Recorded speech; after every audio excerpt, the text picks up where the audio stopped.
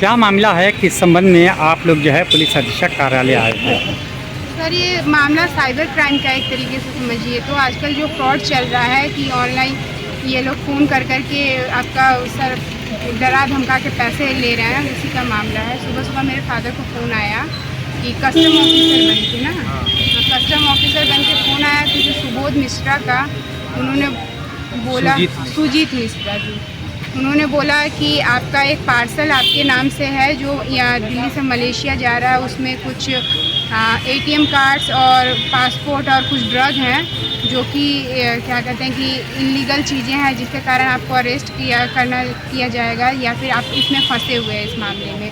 तो हम लोगों ने बोला कि सर ये हो सकता है किसी ने हमारी डिटेल यूज़ की हो, बट ये हमारा पार्सल नहीं है और इससे हम लोगों का कोई लेना देना नहीं है। तो उन्होंने बोला कि आपको एक कंप्लेंट फाइल करनी होगी दिल्ली आके। तो हम लोगों ने बोला कि सर हम लोग यूपी में रहते हैं और इतना पॉसिबल नहीं है कि इतने जल्दी दिल्ली आ जाएं कंप्लेंट फाइल करने के लिए। तो उन्होंने बोला कि ऐसा है आप ऑनलाइन भी कर सकते हैं, मैं आपको दिल्ली क्या कहते हैं दिल्ली पुलिस स्टेशन से कनेक्ट कर रहा हूँ कि आप वहाँ पे अपना कंप्लेंट फाइल कर दीजिए। तो हम लोग उन्होंने कनेक्ट किया, वहाँ पे जो ऑफिसर बन के बात करें तो उन्होंने बात किया, फिर बोला कि आप, तो उन्होंने शायद अपना पूरा बना रखा था रैकेट, तो उनसे किसी से कनेक्ट किया, फिर बोला कि पापा जो है मनी लॉन्ड्रिंग और ह्यूमन ट्रैफिकिंग के गिरोह से लिंक हैं और ये क्या कहते हैं कि यह उसमें भी मिले हुए हैं।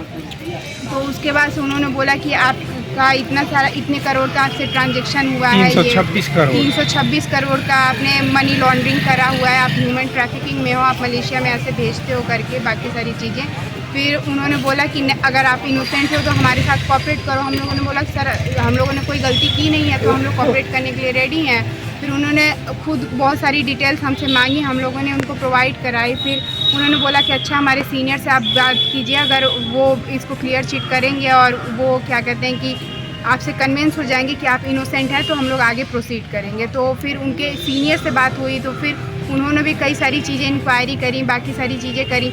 फिर उन्होंने बैंक डिटेल मांगना शुरू किया कि आप क्या यूज़ करते हैं, आपके पास कितने बैंक अकाउंट है, क्या है। मेरे फादर का मामला था, लेकिन उन्होंने मेरा भी अकाउंट वगैरह डिटेल मांगना शुरू किया। मेरे फादर के अकाउंट में बहुत ज़्यादा बैलेंस नहीं है, मेरे अकाउंट में कुछ बैलेंस है। तो अब मेरे अकाउंट को लेके कि आप अपना क्या कहते हैं अकाउंट दीजिए, आप तो फ़ोन पे यूज़ करती हैं, गूगल पे यूज़ करती हैं कि नहीं करती हैं। उसके बाद से क्या कहते हैं कि तो मैंने बोला मैं फ़ोन पे यूज़ करती हूँ। तो फ़ोन पे कहा कि अच्छा एक UPI आप ऐड करिए। जब UPI की बात आई तब मैं बोली कि नहीं ये तो पॉसिबल नहीं है सर, कोई दूसरा आप ऑल्टरनेटिव ले लीजिए, क्योंकि UPI RBI सीधे मना करती है कि आप अपना UPI किसी से शेयर ना करें या फिर कुछ ऐसी चीज़ें ना करें, कोई भी चीज़ें। तो आप अगर कोई दूसरा वे लें तो ठीक है, नहीं तो आपको जो भी प्रोसीड करना है करिए। तो फिर उन्होंने हम लोग को डराना धमकाना शुरू किया। मैंने बोला कि ऐसा जब ऐसी ही प्रॉब्लम है तो फिर हम लोग SP ऑफिस जाके फिजिकली बात करते हैं, जो भी होगा देखा जाएगा बोल के। तो फिर वहाँ से हम लोगों ने उनको, वो फिर भी हम लोग को डरा धमका रहे थे। वो इनफैक्ट फ़ोन कॉल पे ही थे, बोला कि फ़ोन डिस्कनेक्ट मत करिएगा, यहाँ तक डरा रहे थे। और वो आधे रास्ते तक फ़ोन पे ही थे। तो फिर बीच में उन्होंने कब कट किया मुझे नहीं पता।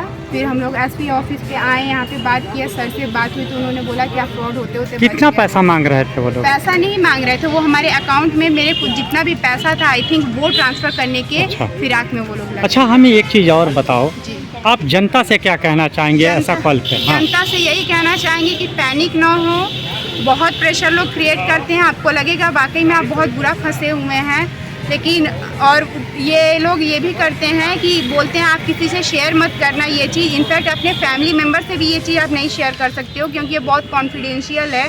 अगर आप किसी से शेयर करोगे तो आपको तुरंत अरेस्ट कर लिया जाएगा, ये है वो है, बड़ी सारी चीज़।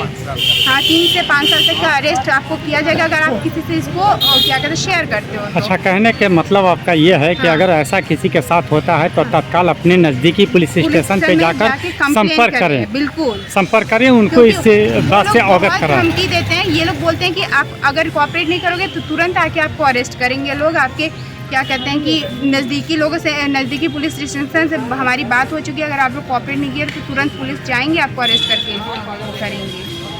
तो इसलिए आप लोग थोड़ा सा सतर्क रहें। जहाँ पेमेंट की बात है, जहाँ UPI की बात है, वहीं पे स्टॉप हो जाए।